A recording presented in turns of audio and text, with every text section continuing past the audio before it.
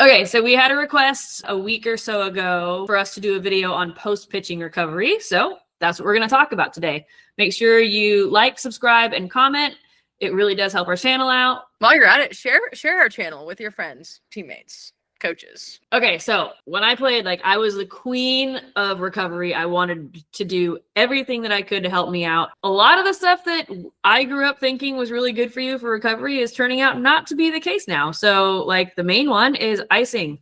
I was religious about my icing. I was always on top of it. And it got to the point where I just needed so many ice bags. I would just take a full body ice bath up to my neck, because that's what happens when you get old and you play professional sports and played a competitive sport for 20 years. Now all the research shows that actually shuts down the healing process, so it delays recovery. There are benefits to cold plunges, but the timing is really key with that, and you don't want to do it after a game or after intense exercise. Yeah, so instead of icing, we want to focus on rolling out. So if you watch any of our videos where we've talked about recovery, we emphasize rolling out, active recovery. For me personally, after a game in college at OU, we were required to do mobility. We followed the ready state, and we would which they are the GOAT. Yes. So good. Has been. Definitely check them out and give them a follow. Yes. So we would do that after every game, whatever we felt like we needed. A lot of times for me, it was hips, because those like to get tight, and then my arm always. So whether it's rolling out or, the mobility, stretching, breathing through it, all that good stuff. And with the rolling out, it's not going to be the same. You're going to have your places that you need to touch on, routinely. And those are going to be different than somebody else's. So Nicole was talking about how she needed to do her arm and her hips. Maybe your hips are fine, and that's okay, but maybe you need to really spend a lot of time on your posterior shoulder. You know where you get sore, you know where you feel the most fatigue, and that's where you want to focus on. For anybody watching, parents, players, coaches, especially in travel ball, when you're playing 5 games in a day, and your first instinct after that last game is to go to the snack shack and get a bag of ice so your daughter can ice her arm on the way back home. No, it's just not helping. So actually, I'll put a link in the description to a video that the Ready State did with an author and researcher who I think spent his entire career looking at icing, and who's now saying that it's not good for you. Yeah, it's a long video, but if you have time, definitely give it a watch. So yeah, rolling out, stretching, it just helps move all that bad stuff out and gets the blood flowing. Oh, that's key. Ice, it's very restrictive. That is key right there, is we want to get the blood flowing. Again, rolling out, but also hot showers. Go sit in the hot tub, go for a walk, literally anything to get your blood moving. It doesn't, you should do mobility, right? That has its own benefits that are specific to that, but literally anything to get your blood moving. And then another thing too that I used to be a big fan of, and not a big fan of anymore, is taking Advil, Tylenol, any kind of pain reliever. Yeah, not a fan of taking those, because while it might help with the pain, it's not actually helping get rid of what's causing the pain. The reasoning why your arm is sore, it's not helping solve the problem. You're just slapping a Band-Aid on it, and then once it wears off in however many hours, you're still going to be in pain. Actually, you'll probably be in more pain, because at that point, your arms had some time to brew in the pain that you didn't roll out. So at least that's how, it would be for me, where it's okay, yeah, I'm probably gonna be sore. Take some Advil, take some Tylenol, whatever. And then afterwards, it's stiff and I can't even move it. I'm should have moved your arm. When I'm in pain, my brain doesn't think, oh, take medicine. It goes, what do I need to roll out? What's tight on my body? If I have a headache, I'm okay, there's probably a knot in my head somewhere, or I need to rub some essential oils somewhere. My brain doesn't go to medicine anymore. Well, and they're finding more and more that it's just really not good for you. So I'm sure there's still extended use. If you're popping Advils and Tylenols every day. Yeah. It's not something you want to take consistently at all. So when you're sore, not the right time. You can't do anything about it. Sometimes, you just do it. When I had my knee pain, I was taking 2 Toradol every game that I was pitching, because I'm take it away.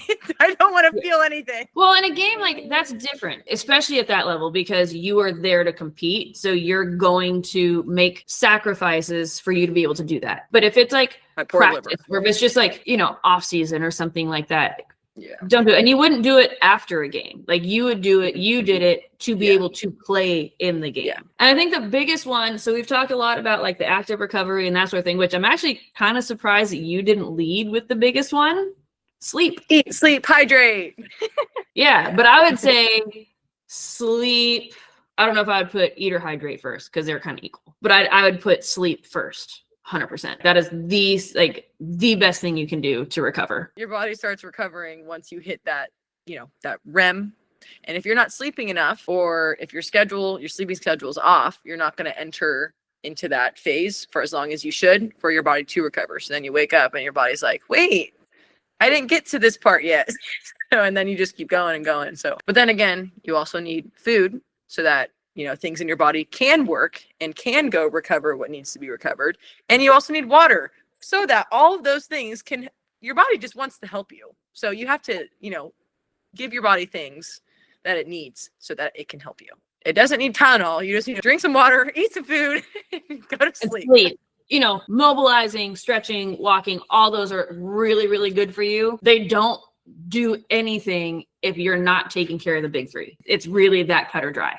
Like if you're really only going to prioritize 3 things, eat, sleep, hydrate. I did a Mental Mondays video on this as well, where I had like a hierarchy of needs, where it's like, the triangle. And then at the bottom is, your basic human needs, like eat, sleep, hydrate. And if those are not met, all the extra stuff that you do is not going to help you. Okay, you didn't eat a good nutritious meal and you didn't sleep enough, you're dehydrated, but I'm rolling out my arm, and I'm doing stem on my arm. Those things are not going to work, or not going to work as effectively if you don't have your basic biological needs met. That should have been the first thing that I said.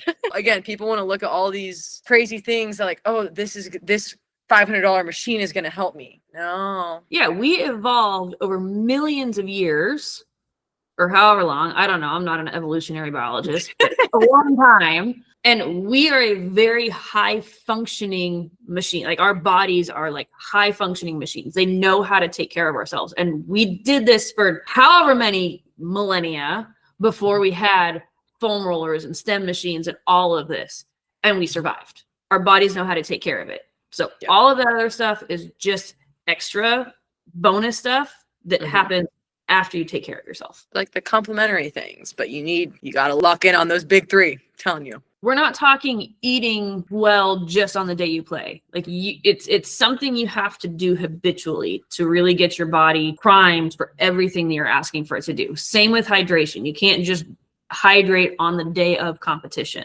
You have to prepare your body for it. And if you want to go like down the rabbit hole with things, looking up foods that, cause inflammation in your body, like a lot of dairy causes inflammation. So the guy at TB12 was like, do you like dairy, cheese? And I was like, oh, love it. He was like, well, don't you dare take that away from me. Yeah, I know. He was like, just don't eat it, maybe right before, right after competition, because it might add to the inflammation in your body. I'm like, great. Yeah, don't take it away from me. Yeah, you can't take that away from me. Not my cause. Meeting your macros. And